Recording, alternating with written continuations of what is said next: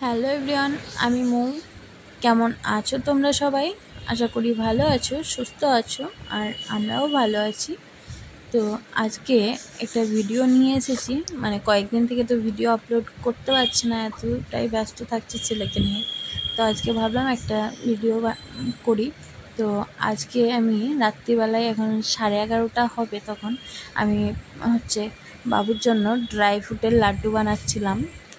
তোমরা তো জানো, এর আগের একটা ভিডিওতে তোমাদের সঙ্গে শেয়ার করেছিলাম যে আমরা একটু ঘুরতে বেরোবো এই পুজো পার করে। তো বেশ, পুজো তো পার হলো।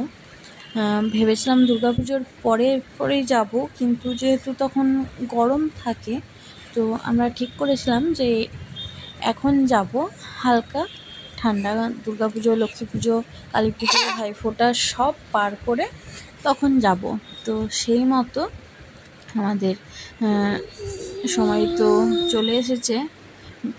তাই বাবুর জন্য টুকটাক খাবার যেগুলো নিয়ে যাব, সেগুলো রেডি করতে হবে এবার।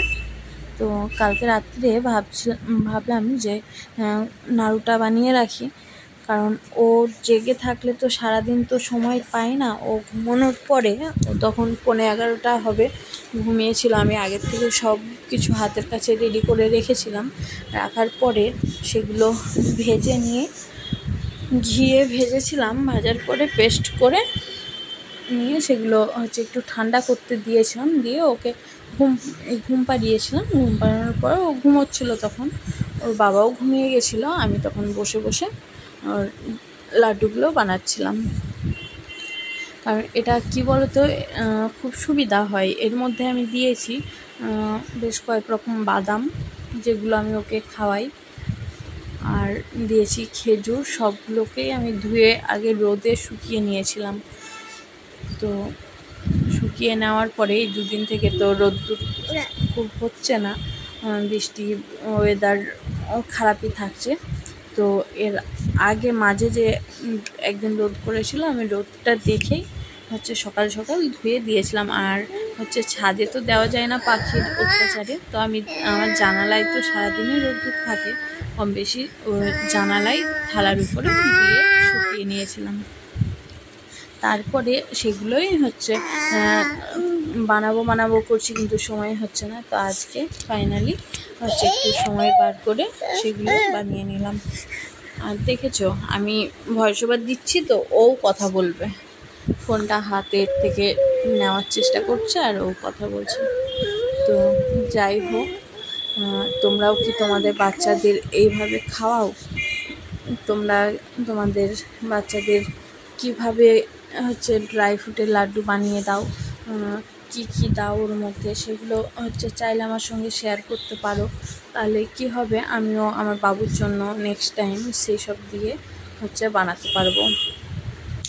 আর আমি কয়েক রকম ওর জন্য খাবার করে নিয়ে যাব। যেমন এটা একটা বিস্কুট বানাবো, আর সেরেলাক বানাবো, যেটা আমি ওকে দিই সবসময়, বাড়িতেও দিই। যে সেরেলাকটা হোমমেড সেরেলাক বানিয়ে অনেক রকম ড্রাই ফ্রুট চিড়ে, সুজি, তারপরে ওটস, সব রকম দিয়ে যে সেরেলাকটা বানাই। আমি 6 মাসের পর থেকেই ওকে ওই সেরেলাকটা খাওয়াই। আমি ওকে এখনও পর্যন্ত বাইরের সেরেলাক কিনে খাওয়াইনি, কারণ আমার মনে হয়েছিল যে ঘরে বানিয়ে খাওয়ালে সেই জিনিসটা বেশি ভালো হবে। সেই জন্য আমি ওকে ঘরেই বানিয়ে খাওয়াই। তো সেটা শুরুর দিকে এত রকম বাদাম দিতাম না, তখন ওই একটা হয়তো যে কোনো এক রকম বাদাম দিয়ে শুরু করেছিলাম, যেমন আমন্ড দিয়ে আমি শুরু করেছিলাম শুরুর দিকটায়।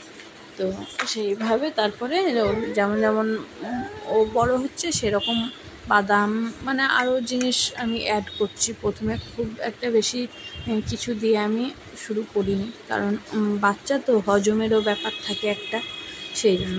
তো দেখো, এখন কথা বলতে বলতে আমার লাড্ডুগুলো বানানো হয়ে গেছে প্রায়, আর এটা বানালেই হয়ে যাবে। তো কেমন লাগলো অবশ্যই জানাবে। দেখা হবে নেক্সট ব্লগে।